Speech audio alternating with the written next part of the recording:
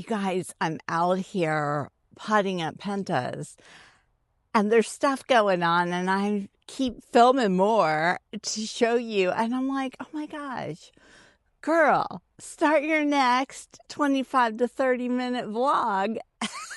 So we're going. And let me show you these sweet babies I've got going. Look at the little Pentas. So since I completely sold out of my Pentas last year, too early in the year, I added this space over here that I'm gonna put my little potted ones and let them grow. And this should all get filled in. Right now it's just dirt with potted Pentas to go to the nectary and fill gardens and feed butterflies. It's gonna be fabulous. I found a little acorn in the bottom of one of my pots, so I'm gonna set it down over here so a squirrel can find it and eat it instead of my Mexican sunflowers. While I am out here potting my Pentas, I'm gonna up pot my little balloon milkweeds into big pots so they can get tall and big. But I'm gonna keep them in my garden room because I don't want anything to eat them.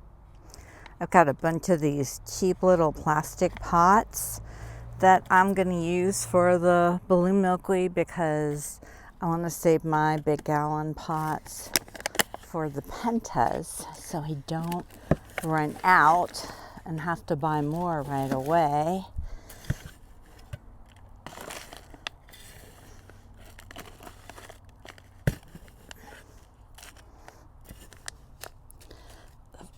Both of these pots I have right here each have 2 seedlings in them, so I'm gonna split them out.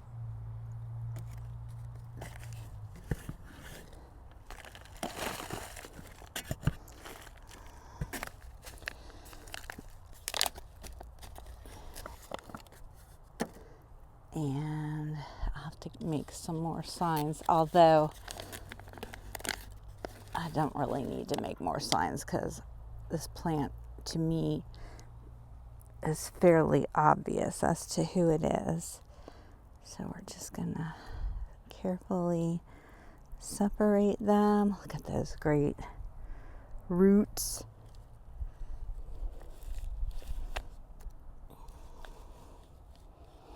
Balloon milkweed is a non-native milkweed, but it grows like an annual here. So it's short-lived and it survives freezes, and the seed pods are very obvious, so you can easily keep it from going to seed and spreading where you don't want it to be.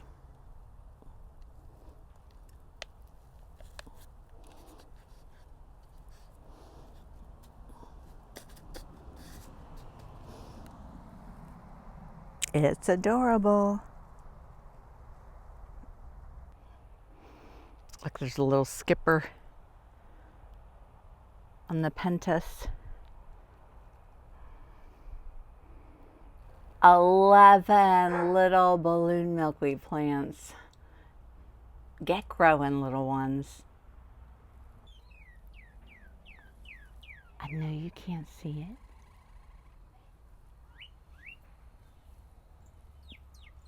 Oh, there's a cardinal in there.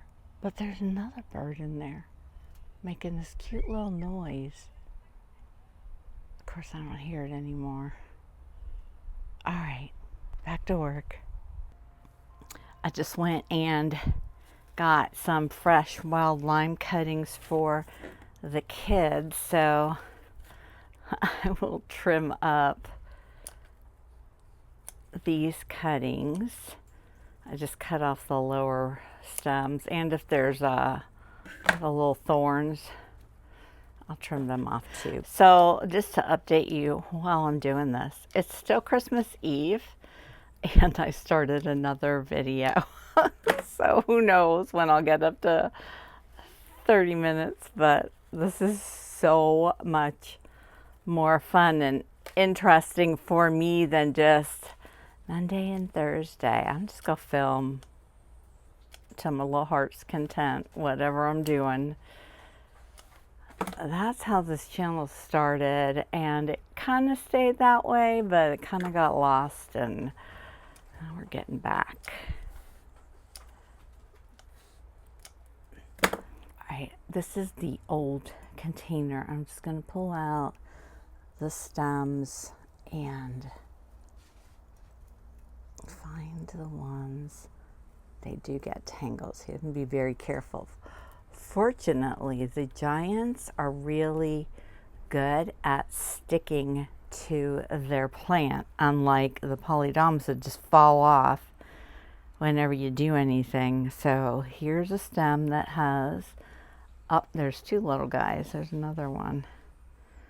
This part down here's gotten goopy, so I'm just gonna cut off. He's on one of the lower stems, so I'll have to make a fresh cut down lower than I'd like to. Well, actually, no, it should be able to. Let's do it right there. There's enough other plants in there that this one won't have to sink down so low. Okay, these sweet little guys are all moved on. These are giant swallowtail caterpillars on their host plant. One of their host plants, wild lime. I was getting ready to put them in. I noticed one of the sweet little Gulf fritillary caterpillars right here. I still have the polydoma swallowtail eggs. They look exactly the same. I don't think they will hatch. I think they're unfertilized. But I'm not gonna give up on them. They can sit here. They're not causing any harm. Hey everyone, it is Saturday afternoon. I've got these little potted zinnias that I picked up. I showed you like multiple videos ago, and I keep seeing them thinking, I need to plant those. I need to plant those. And I think, but I have to wait and do it on camera. And anyway, I'm on camera. We're going to go do that right now because they need in pots. I'm talking about these little guys here that I picked up. I think they were like $1.98. Yeah. But honestly, I haven't really noticed any butterflies landing on them. Of course, that one's kind of tucked down in there. And then look at this. The other one I had over here, something ate it. Probably my little squirrel friends. So I'll still plant it. We'll see what it'll do. And now to find my hidden shovel. There it is. I have tons of cheap shovels that I pick up here and there on clearance. And I just leave them around my garden. So if there's something I want to do, there's got to be a shovel nearby, right? Isn't that fabulous? I know some of you have said you do that too. Just gonna set all three of them in here. And this little one. Let's get you all tucked down in there.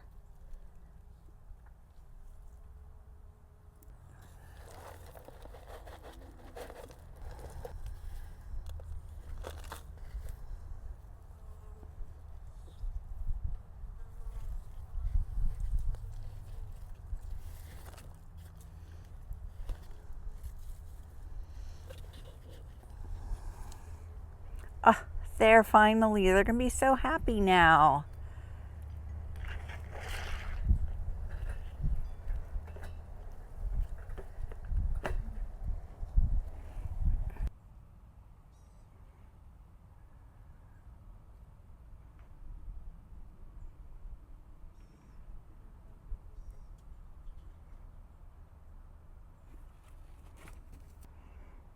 There's a little skipper over there on the salvias. And there's a zebra longwing. Here comes flying. There it is. Hello. 2 butterflies at one time. I love it.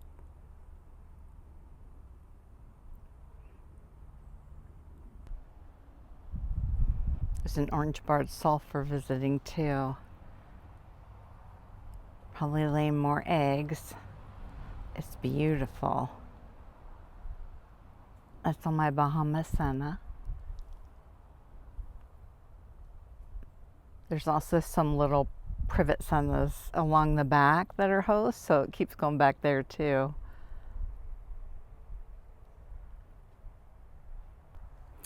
My little pot of zinnias, remember I had the little cover over them? Well, they got so tall they were pressing into the cover, so they're blooming, and it's like I want to move them somewhere else because I'm afraid the squirrel's gonna come eat my flowers. Although there's a Mexican sunflower here still blooming, so maybe it's safe to leave them. We'll find out. And then this big pot right here on the corner, this is from that crazy mix zinnias, and these are like teeny tiny little things. So you know what, let's go in and grab a pack of seeds and just sprinkle some more in here and cover it again so they can grow and be the bigger, more substantial zinnias.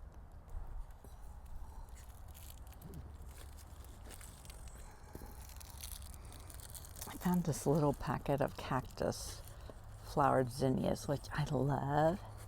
So we'll just sprinkle some of those in there.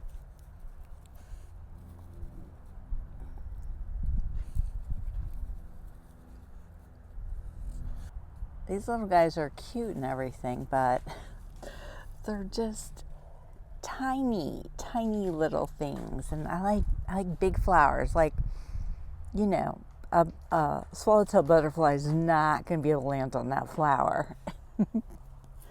Okay, let's cover them back up. I love how there's a little sedum coming in there.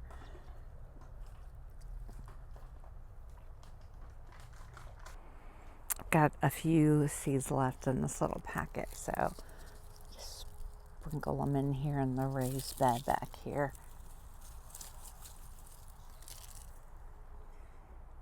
You can see I found some old packets of lettuce seeds, so I threw them all in here, and they're growing. I don't know what they are, but I love that they're growing. I wish the squirrel would eat those. While I'm here, some of these Pentas need deadheaded.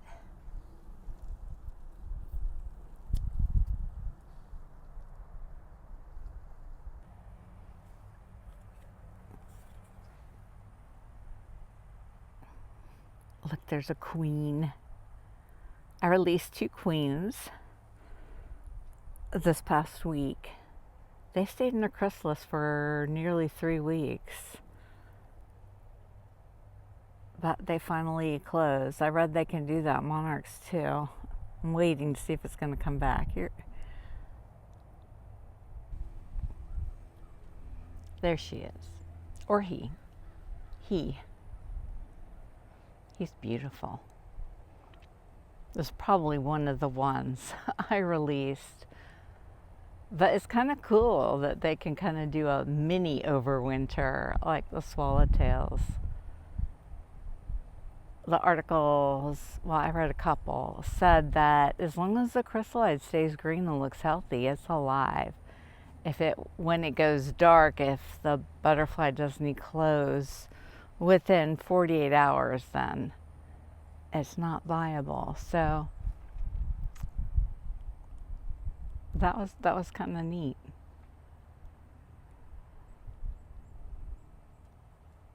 And this queen is a beautiful out here in my side yard garden. And yes, the Mexican sunflowers are doing beautifully out here, and nothing is eating them.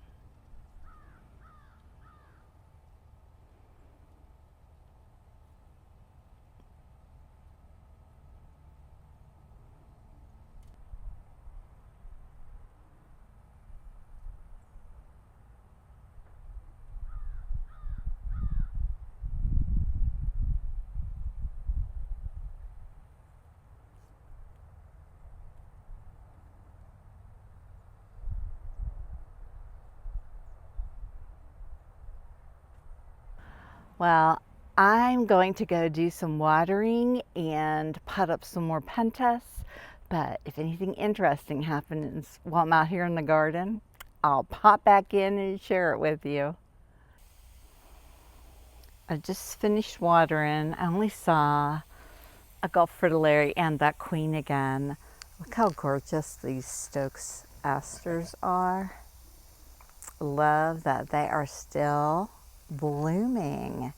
And I said 2 times in my last video I was going to show you the climbing aster flowers, and I never did. And I thought about, oh, I need to go do that multiple times too, and I never did. So here they are. This is climbing aster, and it will climb everywhere. And it blooms at this time of year. And you can see I've got more buds coming. And it's beautiful when it blooms.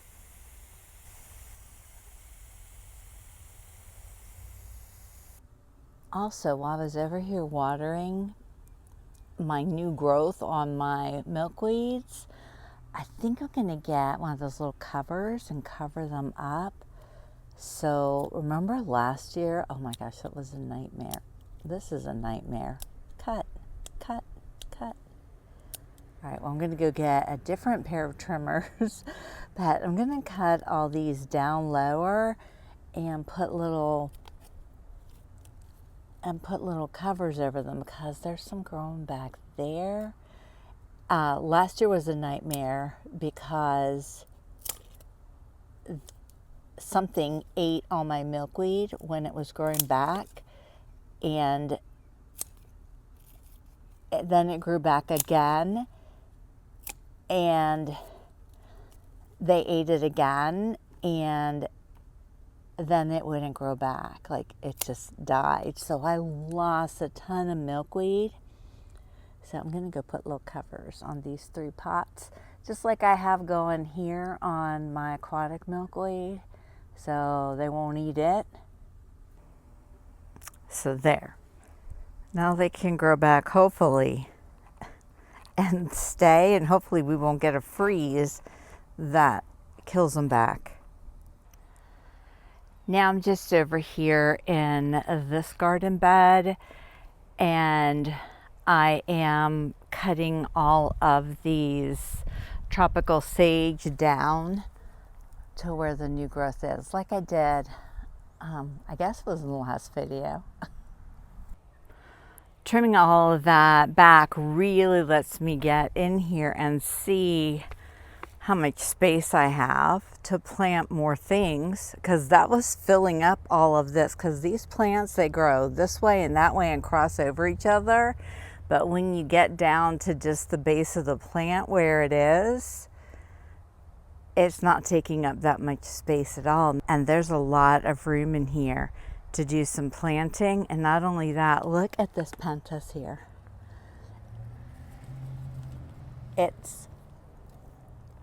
See this little green? That's it. So I'm gonna just cut this all the way down and let it regrow. And I never would have really seen it because it was surrounded by the tropical sage, and it's gonna, first of all, not be all overgrown, and it'll be able to get some sunlight and grow back and shrub out and be beautiful. So there we go. Look at that little one.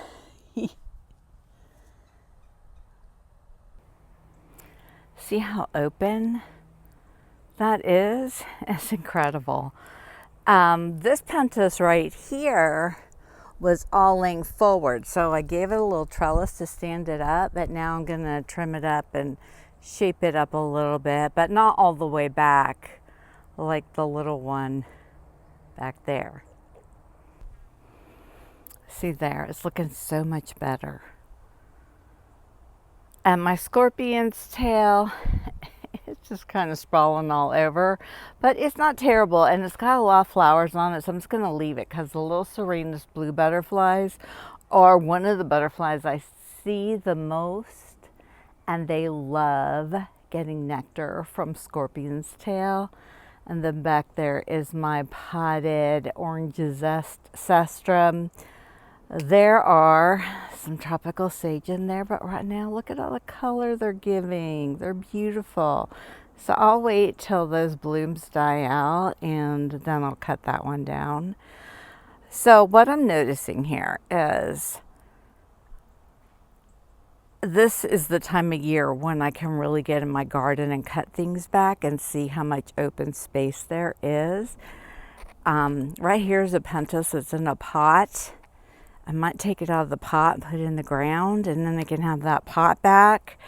And remember I brought in some Mexican sunflowers from the side yard, and I put them in pots. There's one. They're doing fine. Maybe I'll plant them in there too. That way they get open sunshine. Here's the other one. And they'll be able to grow in tall and strong before those other plants grow up around them, because that tropical sage, it grows in quick. Okay, here's one. Look, there's a worm in there. Yay.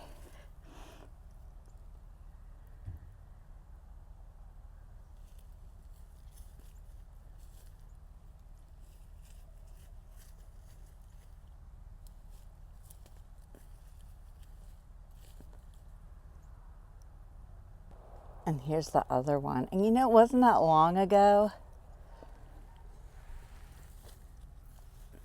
since I did these. Do you see how those roots grew so fast?